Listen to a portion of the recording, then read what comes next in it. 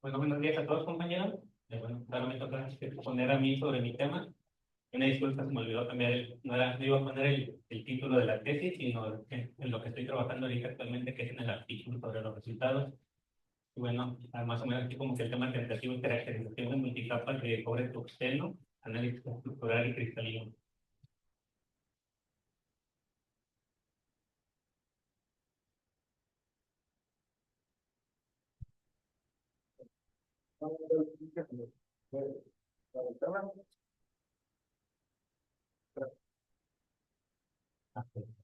Bueno, este es el contenido de la presentación, es una presentación no muy larga para no aburrirnos. Como introducción, bueno, ¿en qué estoy trabajando yo? Yo trabajo en materiales que, viniendo desde un tema general, hablamos que la energía es un recurso que está en constante crecimiento, necesitamos cada vez más, y bueno, regularmente se obtiene de combustibles fósiles, ¿no? Pero sabemos que la quema de combustibles fósiles hace daño al medio ambiente, entonces se ha generado las energías renovables y alternativas. En este caso vamos a hablar en específico de las alternativas. Los renovables también se sabe bastante. Las alternativas específicamente es la energía nuclear, la cual se puede obtener por dos procesos, la que es la fusión nuclear, que ya se tienen reactores comerciales a nivel internacional desde hace bastantes años, y la fusión nuclear que se encuentra actualmente en desarrollo experimental en varios países. Bueno, ¿cuál es la diferencia entre una y otra? La fisión, pues, es la ruptura de un átomo pesado, un isótopo pesado, que es inestable, y se fractura en isótopos más ligeros con la liberación de neutrones energéticos. En cambio, la fusión nuclear es perdón, la referencia a la fusión de dos isótopos ligeros. En este caso, regularmente se utilizan los isótopos del elemento más ligero, que es el hidrógeno, el cual se utilizan deuterio y tritio, ya que con estos se pueden obtener reacciones de fusión a una menor temperatura, esto ahorita voy a explicar, y aparte se obtiene más energía que con otras mezclas. Bueno, así a grosso modo, ¿cómo se obtiene la fusión nuclear? Actualmente se utilizan los denominados reactores de fusión nuclear, y estos tipos de reacciones se inducen principalmente por dos métodos de confinamiento magnético y de confinamiento inercial. En este caso se están viendo imágenes de los reactores tipo tokamak, que son como unas donitas, que se llaman toroides, y en el centro, la vasija del combustible, la vasija del combustible, ahí se almacena el gas, que es deuterio y tritio, y bueno, se me olvidó decir que para poder inducir estas reacciones, el plasma termonuclear se debe llevar alrededor de 150 millones de grados Celsius. Entonces, no hay material en la Tierra que soporte esa temperatura. Entonces, ¿qué es lo que se hace en esta parte? Lo se confina magnéticamente por medio de superimanes y bobinas, se induce una corriente electromagnética que empieza a plasmatizar y se empieza a elevar la temperatura hasta el plasma termonuclear, que está arriba, más o menos 150 millones de grados Celsius. A esa temperatura se empiezan a inducir las reacciones de expansión a fusionar los núcleos. Eh, pero bueno, como les dije, está muy caliente. Entonces, por medio del magnetismo se confina el plasma al centro de la vasija, entonces ya no toca las paredes, ¿no? Sin embargo, el plasma se comporta como en el Sol. Eh, en el Sol conocemos lo que son las llamaradas solares, que son erupciones de plasma. El confinamiento muchas veces no es perfecto, se rompe, y entonces se crean este tipo de llamaradas, que son altas cargas de calor que impactan las paredes y dañan a los materiales, así como la generación en la reacción se genera helio de energía, y este helio bombardea las paredes de los reactores. Bueno, este tipo de bombardeo por calor o partículas de alta energía conlleva una serie de fenómenos cuando son irradiados los materiales. Una versión simple es que nada más tienes una partícula energética, bombardea la superficie, eyecta un átomo de la superficie por el cambio de momento, por la energía cinética que lleva, y bueno, se erosiona ya la superficie. Sin embargo, los fenómenos que en realidad ocurren son bastantes. Aparte de erosión, existe implantación de los mismos iones. Estos iones se pueden implantar y se pueden generar burbujas, pueden difundirse hacia partes más profundas del material. Como estamos hablando de altas energías y aparte hay neutrones de alta energía también, los materiales pueden transmutar, quiere decir que pueden activarse en radioactivos, puede haber codeposición, backscattering de los mismos iones que entran. Entonces hay una serie de fenómenos por los cuales el material sufre daño. Y bueno, estos son unos ejemplos nada más de materiales que se utilizan, que principalmente se utiliza el tungsteno, que es el elemento con el mayor punto de fusión. Este ejemplo en la parte izquierda para ustedes es de placas de titanio, perdón, de tungsteno, que fue irradiado con pulsos de calor. Bueno, tenemos en la parte izquierda, la parte A y B izquierda, fue irradiado con diferentes cantidades de pulsos de calor y vemos que el material cristino, que es tungsteno puro, empieza a quebrarse. Sin embargo, cuando este se alea con otros metales, por ejemplo, en este caso con tantalio, a los mismos pulsos de calor, el material ya no se fractura. Entonces, la idea es generar materiales que tengan propiedades que sean favorables para trabajar en estos entornos de fusión nuclear. En la parte derecha, igual son materiales de tungsteno que han sido, en este caso, irradiados con helio de alta energía. Y vemos cómo en la microestructura se forman las burbujas que le mencioné porque hay infiltración. Entonces, aquí lo malo de las burbujas es que pues, pueden llegar a hinchar el material por dentro y lo fragilizan, y esto pues, puede reducir la vida útil del mismo. Como antecedentes, ¿qué es lo que se ha hecho?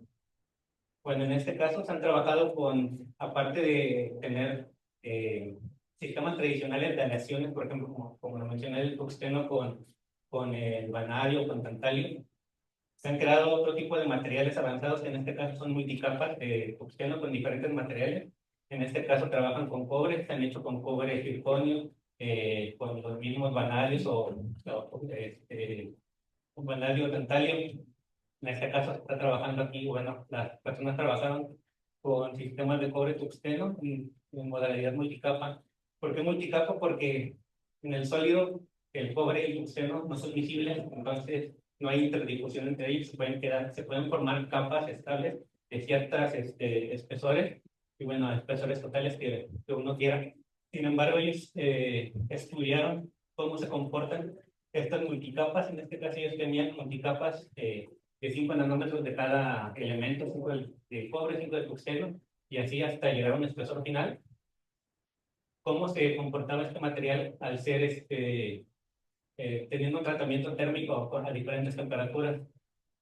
Y bueno, ellos evaluaron esta parte, cómo cambia la morfología de los materiales, tanto en la superficie como en la parte transversal. Y se dieron cuenta que a partir de los 750 grados, el material se empieza a degradar, empieza a haber interdifusión, o sea, ya no están las láminas bien separaditas, no homogéneas que se vean, independientes. Ya hay una formación de un nanocompuesto, y bueno, esto obviamente va a cambiar las propiedades del material al final de cuentas. ¿Qué otros trabajos se han hecho? Como mencioné, la irradiación con partículas es algo que va a estar presente en estos entornos nucleares. Entonces también se han generado otro tipo de multicapas. En este caso se trabajó con novio y cobre, y ellos lo que hicieron fue modificar entre cada bicapa de cobre y de niobio el espesor de la interfase y dejar un tipo de interfase amorfa, o lo que se le llama por gradiente. Entonces fueron y obtuvieron estas interfaces amorfas, desde que hay una interfase que no tiene, que está a cero, está bien definida la interfaz entre el cobre y el niobio, a cómo se va haciendo amorfa. Hoy un grading del punto 2, me parece, punto 4 punto 8. Y cómo estas interfaces o estos gradings que hicieron pueden tolerar la radiación, pueden evitar que haya implantación, tanta penetración de los iones que están irradiando el material, y aparte que se generan las burbujas que tiendan a alojarse sobre la interfase y no en el bulto del material o de las multicapas. Generalmente se mide la dureza de los materiales cuando son irradiados, tienden a endurecerse más y eso los hace más frágiles. Entonces ellos lo que buscaban era ver, dependiendo cuál era el espesor de este grading en cuanto a la interfase, cómo se modificaba la dureza del material después, antes y después de ser irradiado. Entonces aquí determinaron que, pues obviamente, la interfase que no tiene tanta espesor amorfo es la que mecánicamente se comportó mejor. Ahora, algo que por aquí no es como tal, no se ha hecho sobre los materiales que se están trabajando en este tipo que son de cobre tungsteno, pero lo puse para ejemplificar algo que se necesita, las propiedades mecánicas del sistema, siempre van a depender de cómo está ordenado cristalinamente y de los defectos que tenga, dislocaciones, etcétera. Entonces, no sé cuándo encontré yo hasta el momento un reporte que haga este tipo de análisis de ver, dependiendo, teniendo los TEM, dependiendo las zonas, por ejemplo, aquí tienen dos zonas, material A, material B, y el ser la interfaz entre los dos, y ver cómo se comporta haciendo una transformada de Fourier rápida y sacando después la inversa, podemos sacar los fingers, que se les llama, que es cómo están las celdas unitarias y ver si hay dislocaciones entre ellas y qué tantas dislocaciones hay, cómo están, si están muy juntas, están separadas. Y con eso se puede hacer un análisis para ver el por qué se comporta mecánicamente de una u otra manera. En este otro ejemplo también se pone que cuando tienes estos sistemas multicapas, tienes alguna interfase o muchas interfaces de estos, eh, entre las interfaces puede haber, cuando nada más llegan y se acomodan, tienen, a pesar de que tengan estructuras cristalinas similares, puede haber un sistema de rotación, a cuántos grados están enlazados o esto. Y entonces eso también impacta en las propiedades mecánicas. Entonces también por análisis bueno, perdón, de imágenes de transmisión electrónica de alta resolución, puedes obtener también este tipo de estudios en donde puedes determinar bien cuál es la orientación de la interfaz. Y eso es de interés pues, para poder explicar el por qué el material se comporta mecánicamente de una manera. Bueno, nosotros lo que hicimos fue generar estos tipos de sistemas multicapas de cobre tungsteno. Se optó por el método de sputtering, de radiofrecuencia. Para empezar, utilizamos sustratos que ya son láminas o foils de tungsteno. Estos sustratos, eh, antes de ser, del realizarles el depósito de las multicapas, fueron tratados superficialmente, se les aplicó un electropulido para reducir la rugosidad de la superficie y con eso pues, hacer que evitar que hubiera influencias de la superficie en el depósito de las multicapas. Se hizo el electrodepósito utilizando un electrolito de hidróxido de potasio. En una celda electroquímica, dos electrodos simples, se aplicó una escalera de potencial desde 1 hasta 10 volts. En cada segundo, en cada escalón dejábamos 10 segundos y bueno, y después de eso se limpiaba el sustrato con etanol, se secaba con un flujo de nitrógeno o de argón y después de eso se introducía a la cámara de vacío del equipo de sputtering. Este es el equipo de Sputnik con el que se trabajó. El equipo cuenta con dos magnetrones y esto nos facilitó el trabajar, bueno, el poder trabajar con esta técnica, ya que, como mencioné, se iba a hacer un sistema multicapas de cobre, tungsteno, hasta un espesor total determinado. Entonces, en cada uno de los magnetrones iba un target, que es el material que necesitamos o el que queremos depositar. En un target tenemos el blanco de cobre y en otro el blanco de tungsteno. Aquí para poder hacer este tipo de estructura multicapas, los magnetrones tienen un shooter que es una tapita que tapa el blanco. Entonces los dos magnetrones se prenden, esto está a alto vacío. Después para generar plasma en los magnetrones se agrega el gas, que en este caso fue argón.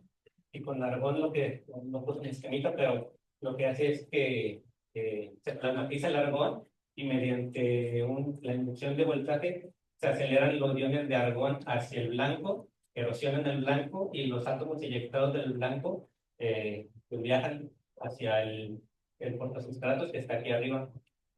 Entonces nosotros para hacer la arquitectura lo que hacíamos era dejar un tiempo determinado abierto el shooter de un magnetrón con cobre. Cuando ya queremos determinar esa capa a eh, a cierto espesor, se cierra y ahora se abre el de oxeno. Y así lo vamos alternando hasta poder llegar al diámetro, perdón, al espesor requerido o que determinamos. Aquí en la tabla se muestran cuáles fueron los espesores que se determinaron por cada una de las capas individuales, tanto de cobre de tungsteno. Se trabajaron con 5 series que fueron de 2, de 5, de 10, de 20 y de 50 nanómetros. Y bueno, aquí nada más ponemos cuál era el tiempo que necesitaba cada uno de los materiales. Los targets se trabajaron ambos a 100 watts. Entonces, lo único que tuvimos que modificar fue el tiempo para cada uno de los targets, dependiendo del espesor que requeríamos.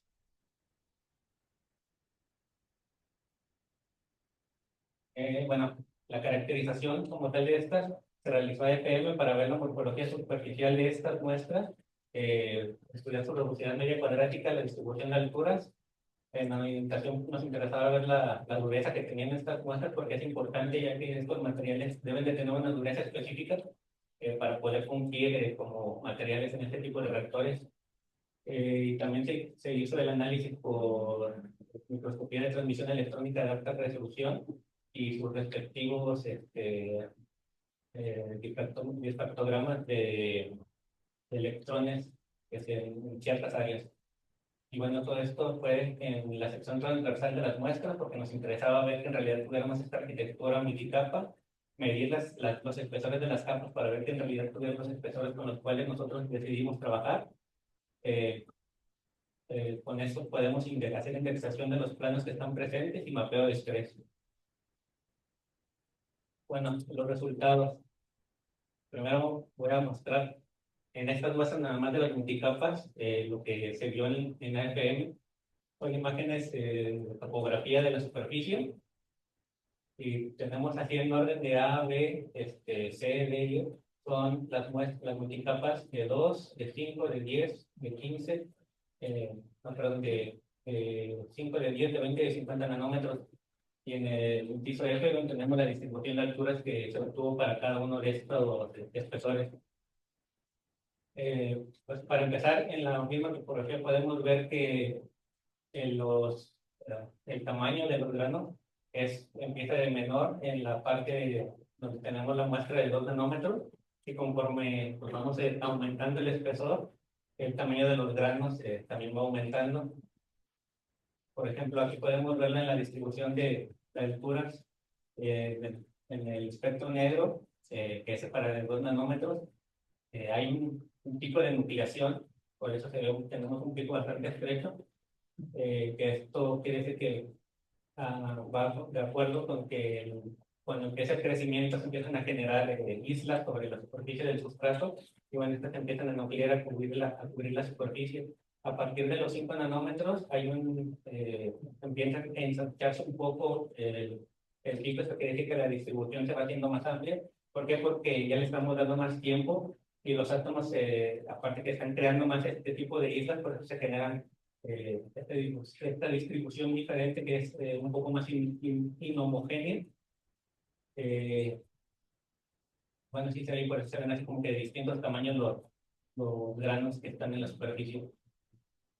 Para las muestras de 10 nanómetros, pues bueno, ya vemos que ya hay un corrimiento hacia alturas mayores, sin embargo la distribución pues se va ampliando porque se van generando este tipo de islas más grandes porque estamos dando más tiempo al material a que se genere islas, pero no para que haya una cobertura homogénea como en el principio que fue un pico de nucleación bastante rápido. Aquí lo interesante es que para la de 20 tenemos un pico bastante estrecho otra vez, con nucleación bastante definido, y de vuelta ya a las de 50 nanómetros, bueno, ahí se recorre un poco más la altura, el pico de la altura, y empieza otra vez a ensanchar. Aquí que podríamos determinar tal vez si se hubieran hecho muestras de mayor espesor, hubiéramos visto algún patrón similar de que habría un ensanchamiento más grande y de repente otra vez un pico de que estabiliza un poco la, el tamaño de los granos en la superficie. Las propiedades mecánicas, como mencioné, porque nos interesa saber cuál es el valor de la dureza, ya que para lo que queremos proponer el material que es para utilizarlo en la vasija del combustible de un reactor de fusión, ya existe algo que se llama tungsteno ITER, grado ITER, que tiene que tener unas propiedades específicas para poder fundir dentro de este ambiente. Entonces aquí tomé solamente cuál es el valor específico que se maneja para dureza. Para las durezas gigapascales, bueno, estos son de unos ejemplos de otros trabajos, pero las durezas del grado ITER están alrededor de 3.5 a 3.8 gigapascales en dureza. Entonces, tomando en cuenta las durezas que tuvimos nosotros, el primer que dice W300, este fue para una muestra de vidrio, a ver que se le depositaron 300 nanómetros de tungsteno, y ese sirvió como blanco para medir las propiedades y contrastarlas contra las multicapas. Las multicapas, que son a partir de aquí, no estoy señalando con el cursor, que ya son las muestras a 2, a 5, a 10, a 20 y 50 nanómetros, pues vemos que la dureza disminuye considerablemente, bueno, no considerablemente, pero sí hay una disminución a comparación del sustrato de puro, o bueno, del blanco que es puro tungsteno. El tungsteno sabemos que es duro. Estos son los reportes regularmente que hay de tungsteno en varias partes. Entonces, ¿por qué nosotros vemos este decaimiento en cuanto a la dureza del material? Bueno, para empezar, como decíamos, estamos haciendo la multicapia, estamos agregando cobre, que el cobre es más dúctil. Entonces, el añadir cobre o hacer este sistema de multicapas con cobre, eh, obviamente el cobre puede hacer un tipo de damping para que haga que el nanoindentador, o sea, sirve como un resorte, por así decirlo. Entonces, el nanoindentador no tiene una base así como que de puro tungsteno y hace bien la nanoindentación. Además, como se vio en el AFM, hay varias partes donde hay granos que están muy por encima o diferentes de la altura del promedio. Esto también puede contribuir a que las mediciones, el valor de la dureza descienda. Sin embargo, comparando los resultados que se tuvieron de las puras multicapas contra multicapas y nanocompuestos de cobre tungsteno que se han obtenido por otros autores, estamos más o menos en el promedio de los valores de dureza que reportan. Por ejemplo, se reporta, este es un compuesto que fue fabricado por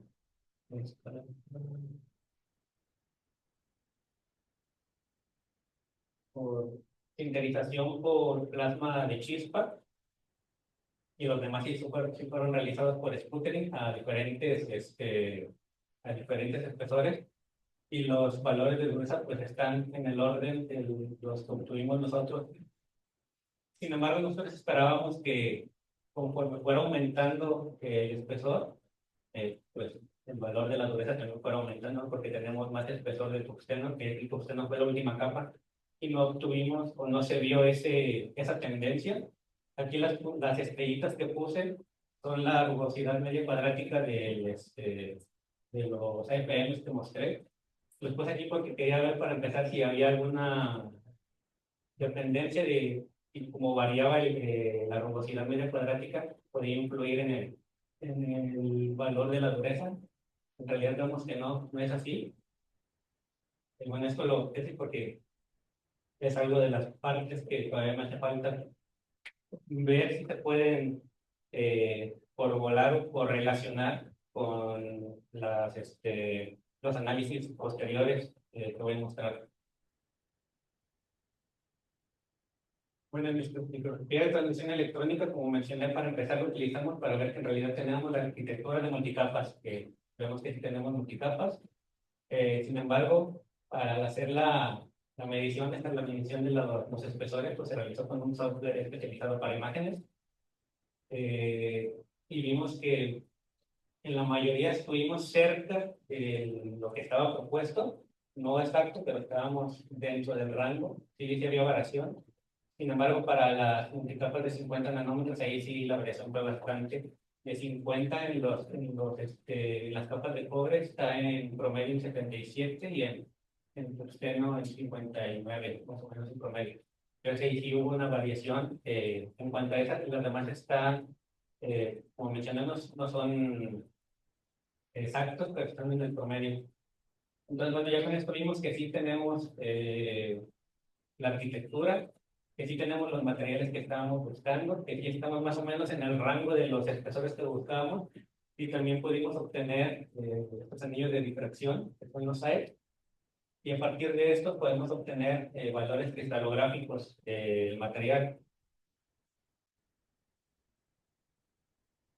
Estas imágenes son tomadas de cada una de las muestras a 2 nanómetros con los diferentes aumentos que se realizaban. En la imagen D muestro el mayor aumento que tiene y con el que se puede trabajar con algún tipo de software especializado para que este tipo de micrografía de alta resolución, de aquí se puede obtener parámetros como viendo aquí, por ejemplo, el del anillo de difracción, obtener cuáles son los planos que están presentes del material. Podemos ver cuál es el de mayor intensidad. Sí, podemos hacer como tipo de especiación, no es especiación, pero diferenciación de si es cobre, si es tungsteno, dependiendo del diámetro con un software. Igual se puede hacer a menos si podemos obtener un difractograma de esto. Y bueno, ya teniendo este anillo, sabiendo cuáles son los planos y a quién pertenecen, podemos determinar cuál es el radio, y del radio podemos determinar el espacio interplanar. Como mencioné, esto se hizo en un software especializado para este tipo de cálculos. Y bueno, te da, dependiendo de si es un material o otro, tiene la versión teórica de cuál es el valor teórico para este y cuál es el medido del que tiene en realidad el material. Bueno, esto se hizo para todas las muestras. Eh, aquí, bueno, quiero decir que, por ejemplo, para la muestra pasada, que es la de 2 nanómetros, o las muestras de 2 nanómetros, y para esta que son las de 5, aparte de este análisis cristalográfico, se puede obtener otro tipo de datos utilizando el mismo software. Se puede utilizar también para las muestras más grandes. Sin embargo, por ejemplo, en las muestras que siguen, no tengo imágenes que tengan la resolución que requiere el software para poder trabajar y sacar un poco más de datos. Aquí, por ejemplo, tenemos los multicapas que tienen 10 nanómetros. Igual tienen los aumentos en diferentes zonas. Aunque hay aumentos y se alcanzan a ver los planos cristalográficos de este material, sí podemos hacer el análisis de SAE, ver cuáles son los planos presentes o distancias interplanares. Pero, por ejemplo, esta la resolución no es, por ejemplo, aquí la magnificación la dejaron para que pudiéramos tener una barra de 10 nanómetros. Regularmente se utilizan de 5 para abajo, de 5, de 2, de 1, o si hay pues con más resolución. ¿Por qué? Porque tenemos que tener que cuando lo hagamos manualmente el equipo, cuando tratemos de sacar el difractograma virtual o el tomada de fría rápida, eh, si está, por ejemplo, en este tipo no lo puse como ejemplo, no son múltiples casi las reflexiones, entonces no puedes hacer el análisis completamente. Entonces, como mencioné, para todas se tienen las distancias cristalográficas. Y bueno, como les mencioné, se pueden sacar otros datos. Estas solamente se pudieron sacar para las muestras de 2 y de 5 nanómetros, porque son las que tienen la resolución que requieren, bueno, que se requiere para poder trabajar y que los datos que se obtienen sean fiables. Como mencioné, para los sistemas multicapa, por lo menos hasta ahorita yo no he encontrado que se hagan análisis de este tipo. Aquí tomé las micrografías con la resolución más alta y, por ejemplo, en los cuadros, tanto el rojo como el azul que están aquí abajo, son los FFTs inversos, o para que te vean las celdas cristalinas, los planos, pues en este tipo que se le llaman rings o los dedos. Y nosotros aquí podemos ver si hay alguna dislocación o algo. Después se me olvidó poner esa imagen de dislocación para si no tenían, si no han escuchado cómo se hacen estos análisis. Aquí puedes ver las celdas, pues, cómo van corriendo. Sin embargo, hay unas partes que, bueno, es donde puse las T, donde se interrumpe porque hay otro plano.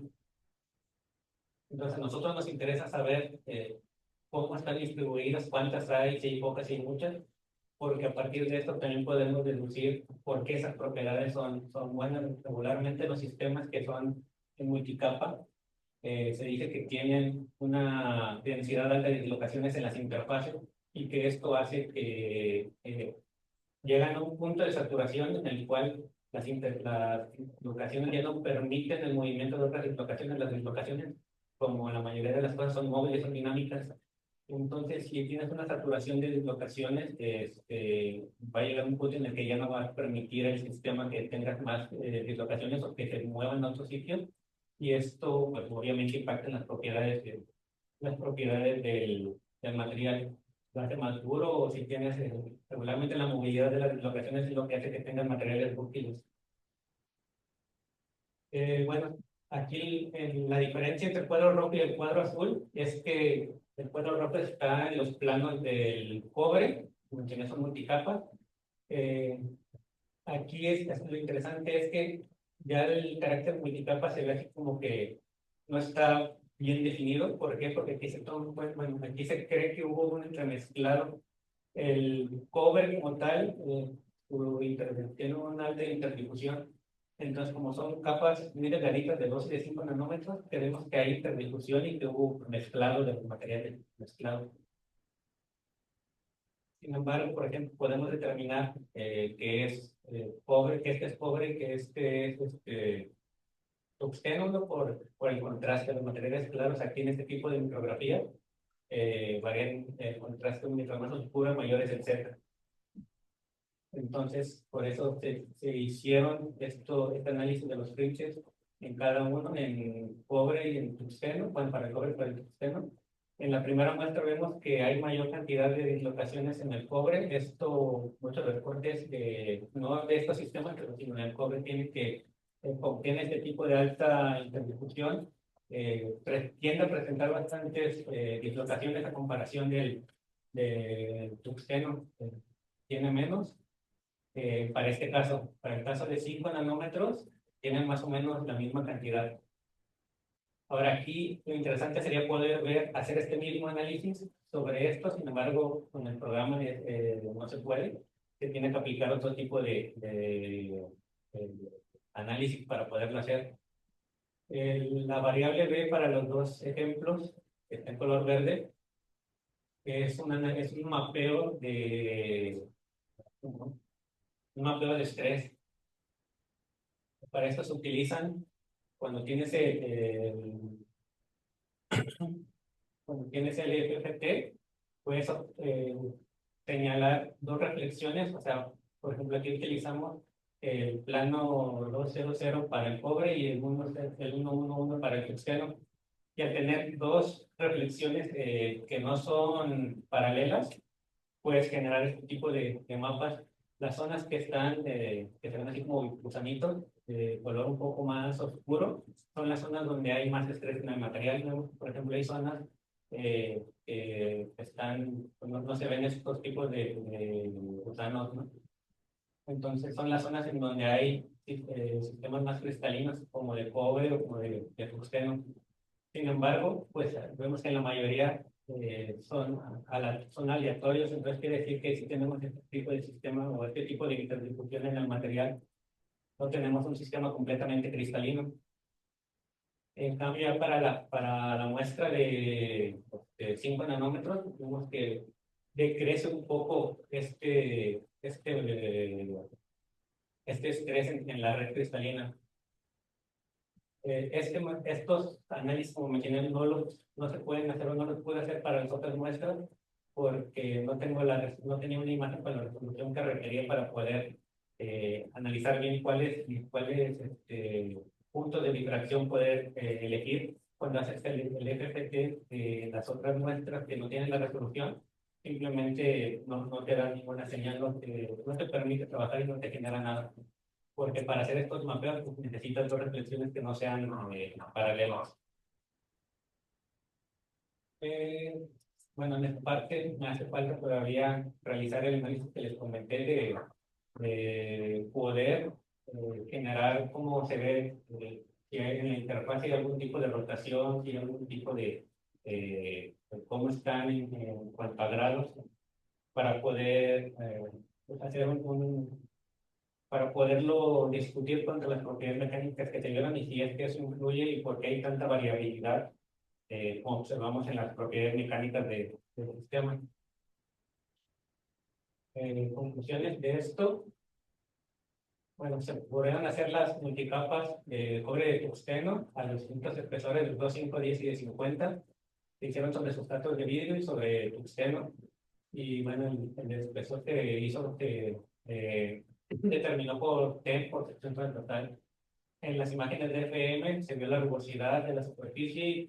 Esta aumenta conforme aumenta el espesor de las multicapas. Como en la naturaleza de las multicapas se puede observar en algunas partes que es ondulada. Esto es debido a o se atribuye a la naturaleza semicoherente de las interfaces entre el cobre y tungsteno, ya que estos son, aunque tienen el mismo sistema cristalino cúbico, sus retículas, sus parámetros de red son diferentes. Y también se puede deber a la rugosidad del sustrato. Por ejemplo, las muestras de TEM de 2 y de 5 nanómetros observa entremezclado entre cobre y tungsteno, y esto pues, puede interferir también con o bueno, puede modificar las propiedades mecánicas que se obtuvieron. En la alimentación, pudimos ver que las multicapas se encuentran dentro del orden de los materiales de grado ITER, y que aparte se obtuvieron valores de dureza similares a los que se reportan para otros sistemas multicapa que se obtuvieron también por sputtering o aleaciones, nanoaleaciones por otro tipo de técnicas.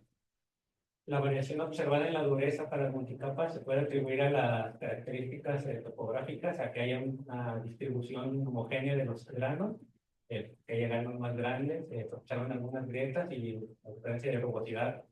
Y bueno, en el análisis cristalográfico se mostró los granos cristalinos de cobre, se presentan dislocaciones más o mayores dislocaciones que el tungsteno para las multicapas de 2, y en las multicapas de 5, bueno, ya tienen un número similar. Y en los mapas de estrés, bueno, se puede ver que las interfaces entre cobre, bueno, muestran las interfaces entre cobre y tungsteno, y esto quiere decir que en estas zonas hay mayor estrés y que hay mayor entremezclado en estas muestras. Bueno, como siempre, agradecimientos al Instituto Politécnico Nacional, a Ciudad de Altamira, CONACYT, a BEIFI, a la Universidad Marista de Mérida, a la Universidad de Manchester y a la Universidad de Birmingham. Y pues, muchas gracias.